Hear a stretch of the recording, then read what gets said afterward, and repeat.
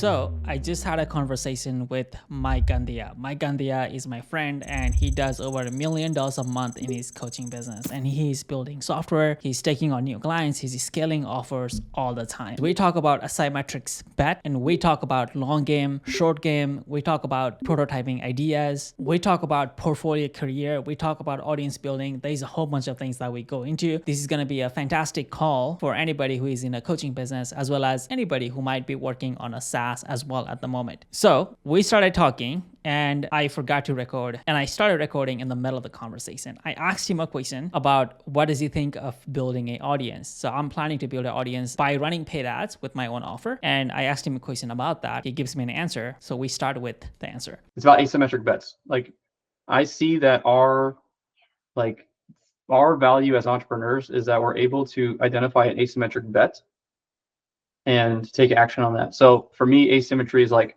what hypothesis do I have that if it was true, it could 10x my result? Doesn't matter. It could be 2x, 3x, whatever. But like, our job is to come up with those hypotheses and then design the test such that we can validate our hypothesis with the least amount of cost, meaning time, energy, capital, least amount of our resources to validate. And that's all we do. We do that on a loop. We're basically like just asymmetric test designers. Like, that's what we are as entrepreneurs. We validate our ideas. We validate, does the market want this thing? And that's really all we're trying to do. So I'm thinking, instead of taking months to build a product that maybe people want, like, how can I condense that into what can I build in 48 hours that has the highest utility and the least amount of effort for me to build, and that like somebody will actually want this thing? Because those things exist. I have 100 other ideas that are way more complicated, but I do have this subset of ideas that are like really valuable right now. But I'm kind of like too focused on the shiny object of like this complicated thing. So I was like, okay, let me just build the most valuable thing in the least amount of time and try to sell that. Because if I'm wrong on that bet, I could do 10 of those bets in a month, Yeah. But if I build something for 3 months and I get 4 of those in a year, it's like, I'd rather be wrong 10 times, but basically get my answer in 1 month. You know what I mean? So that's how I've been thinking about the game recently. I think there's two thoughts. First, I think you're forcing yourself to do it faster, to be honest. The same thing that would have taken you 3 months if you were just taking it easy. I think you're trying to do it faster, as well as you're picking up better opportunity as well by doing so. And as you know, and you're failing forward. By doing so, you're failing forward. You're simplifying the ideas, you're failing forward, you're distilling down into what's the most important thing for that software that you're trying to build. For roast by ads tracking, you need to know the accurate. This campaign needs to know how many sales it brought.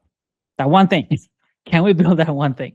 Right? And then we can build a Google Ad integration, then we can build a Chrome extension, and then we can build the rest. Right. So true. Because like, people are gonna be willing to pay for that one thing. Like, that's the other thing that I forget.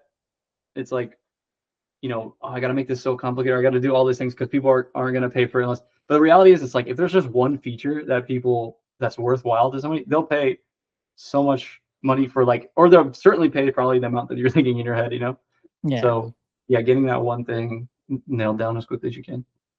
What do you think of this? The other thought, and this is what I'm doing now. Again, there's no such thing as right and wrong, but this is what I'm doing. There's some niches. There is some things that you build that already works, right? You're not trying to build something new. Maybe you're just trying to make it better, but you're in a niche that already works. Like, there are 5 other competitors and they're all doing in some shape or form. For example, roast pie, right? We're competing with high roast, but I know that niche works. Like, I know people need it. I know people are using it. I know people are contacting me. I could try to build something in a week, but I'm playing the long game. I guess then I can justify myself taking a long. What was that? Yeah, you already have the market validation. Like, my theory is like, well, I need to prove the idea, so I can't spend a lot of time on it. But you're like, the idea is already proven. Now I'm just making it better. So yeah, that's an interesting.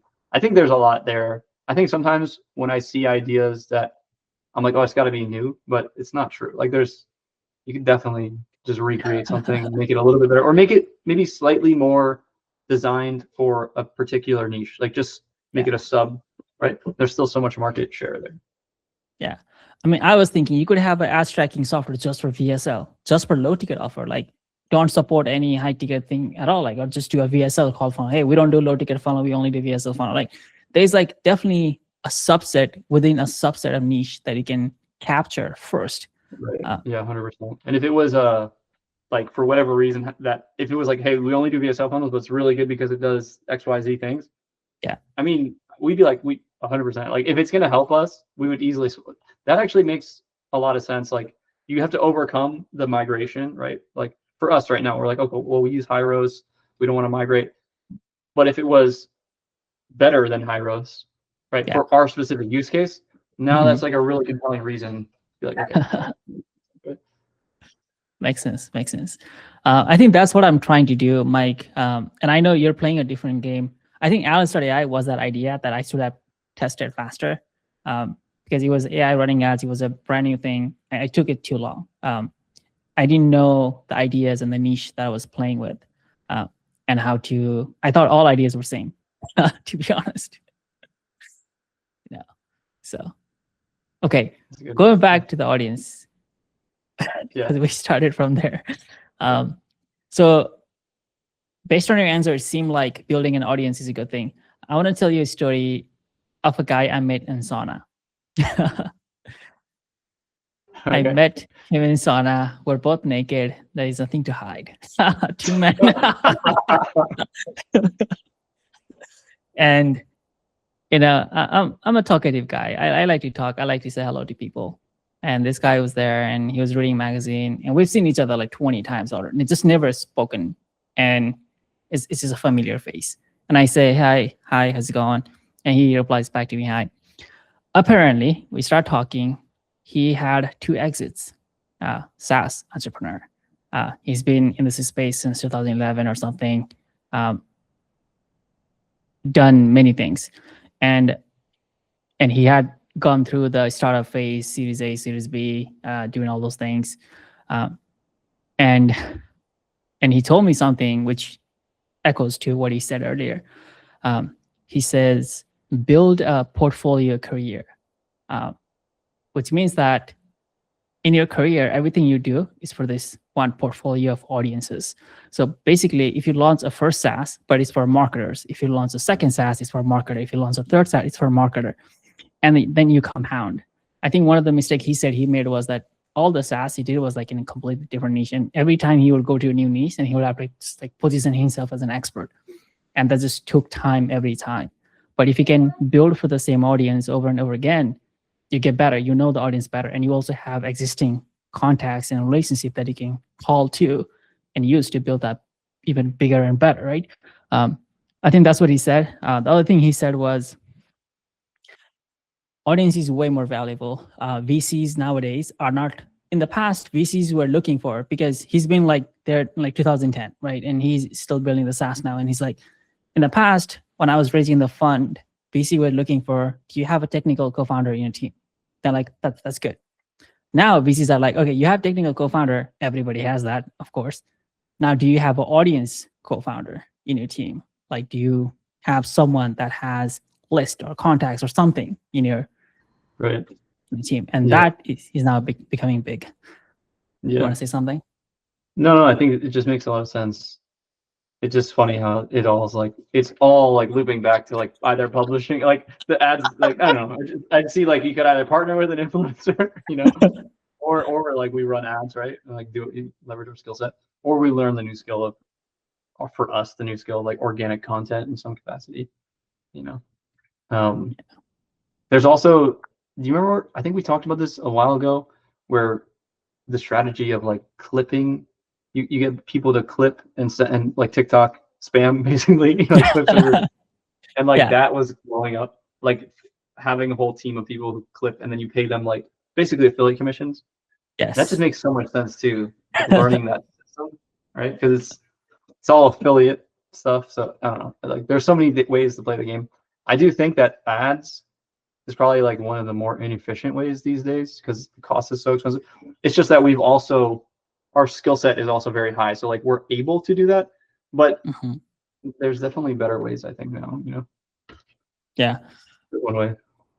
The other thing that he said was, first time founder focus on product, second-time founder focus on marketing. And I thought that was kind of funny because I am like so focused on product right now. Like, we got to make the best product. And he said that. I'm like, oh no. And then I said, well, if you listen to Naval Ravikant, he says, founder who are not good at product focus on marketing, and the founder who are not good at marketing focus on sales. What do you have to say to that? And then he said, well, did you know Naval has a new chat app? And I said, yes, but I don't use it. And I don't know. And he's like, that's the point. He also makes mistake. He's not a god, basically. I thought that was funny. How did you find your like yoga, dude? Just in the sauna. So cool. I've always seen him. Like, it's just that I've always seen him. We go to the same gym, and I just had this great conversation. How old is he? I think he's 45 plus. Pretty sure. Yeah. Dude, that's pretty cool. And I just had this amazing conversation because I do not find as many people that know Naval Ravikant. And when I give a quote, someone can reply back to me and say, did you know he has a SaaS chat app? And I knew that, and he knew that. And that's the funny part, is that I never find anybody. That's great. This is funny. Cool. So going back to your audience, so what do you think of me launching a book, trying to build an audience with mid-ticket and stuff? Okay, so it would just depend, right? What SaaS are you talking for? I think it's not a SaaS. I think I want to build my audience around a business owner, expert, coaches, and consulting, like this marketing kind of like offer owners. I think I want to build my audiences around offer owners. And then, because those are the people that would use my MVT lab, the split testing software, multivariate testing, and they will also use RosePy, ads tracking software. And if I ever build it again, they will also be the one to use the AI running the ads as well. So that's what I was thinking. Yeah. I mean, I agree. Like, I think it's the right route for us. But, there's also other ways, you could keep doing YouTube and stuff, or you could pick a new, I don't know, it's up to you if you want to try a new method. Obviously, this is the one we know, so there's utility in just leveraging like your existing expertise. So it's probably worth a shot. It's definitely a good route. I would just, like any other thing, if you're trying to launch a funnel, all the same rules apply. Like, okay, you got to have a unique mechanism. You got to have something really specific. You got to have like some testimonials. So,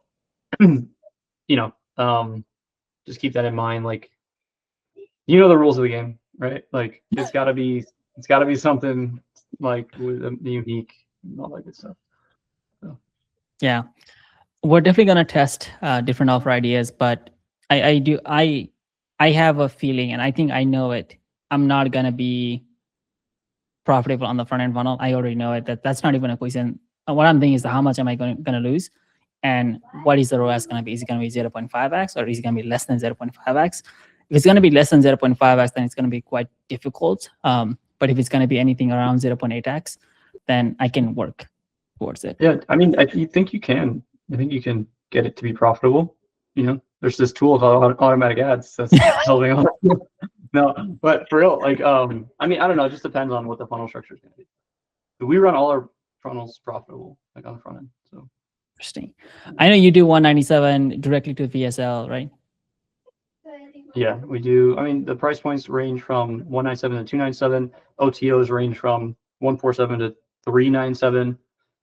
We also have a low ticket funnel now that's like, I don't know, 27 or something low, and then same kind of OTO. And then they go, so it's VSL, order page, one OTO, book a call. Pretty much everything. It's because you're trying to get them to buy a high ticket, so that makes sense. Yeah. But for us, I don't want to do high ticket. Yeah, no, I wouldn't either. I'm not gonna do a high ticket for any of our SaaS stuff. Like, but you can still do book a call, maybe to like a demo for software, or you can just have a second OTO that is like the software, or the first OTO is a software, but it's a subscription. Like our high ticket is just retention on a subscription. That's the hard part though, like getting people to actually stay. So we're solving for a new set of problems if we with a SaaS where we're trying to keep retention. Mm-hmm. But the benefit of that is like we get enterprise value, you know, versus just an info product where it's like just sell them up front, capture as much as you can because the product isn't good enough to actually retain them, you know. Like Mm-hmm. that's the general play of like all info products. Yeah. Well, it's just different economic structure. It's like once you give information, like you can't have people continuously pay for it. It's harder because like they already have the info. But a service, obviously, is something different. Yeah. But yeah, man. I mean, I think it's a good idea. I'm gonna try to do it as well for automatic ads. We're going to do like a trial almost, like $10 for X number of ads. They go Mm-hmm. through the onboarding experience. They get their ads right away. And then it's like, hey, if you want XYZ full length ads, send it right to your Facebook account. No, don't have to edit anything, and you just want to click a button and launch these in the next 14 minutes, rather than putting them in a folder and like never running them. Then like upgrade, right? So it's like we're trying to get them to go through the process where they have a trial, but like immediately get the value. So they purchase, they Mm-hmm. immediately onboard and get ads, and then ideally at the end of that 7-minute window, they're subscribing. Like our kind of metric that we're optimizing for is subscriptions at the end of the onboarding experience. This is all Mm-hmm. brand new. Like we're trying to merge marketing and product into one funnel flow. So like instead of just going to an OTO and it's like, here's another video about, let me tell you something. The OTO is almost like, here's us making your ads. Like you're experiencing the product. And at the end of that, ideally, you really like what you saw. And now it's like the upgrade incentive ideally is there right away. So we're trying to merge the two. And I think that's right, because for us, it's like if we mess up the onboarding experience, we're not going to make the sale. So now it's like Mm-hmm. product and sales are kind of combined, you know, Yeah. versus just like, okay, do we have great copy? Which is what Zapier did.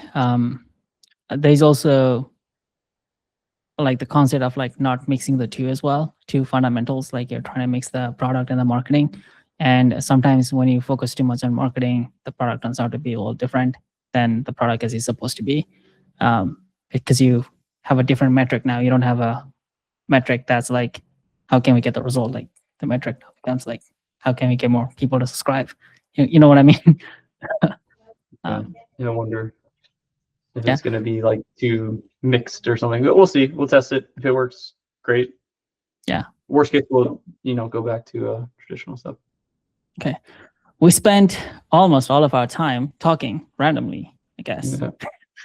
I hope you like this conversation that I had with Mike Gandia. Again, Mike Gandia has done over millions of dollars in revenue. He currently does over $1 million a month in his coaching business. He's actively building a SaaS. So if you like this video, let me know in the comments down below so we can make more. And if you want to reach out and connect with Mike, I'll put a link below in the description of this video so you can reach out and talk with Mike directly. All right, that's it for this video. I will see you on the next one. Bye.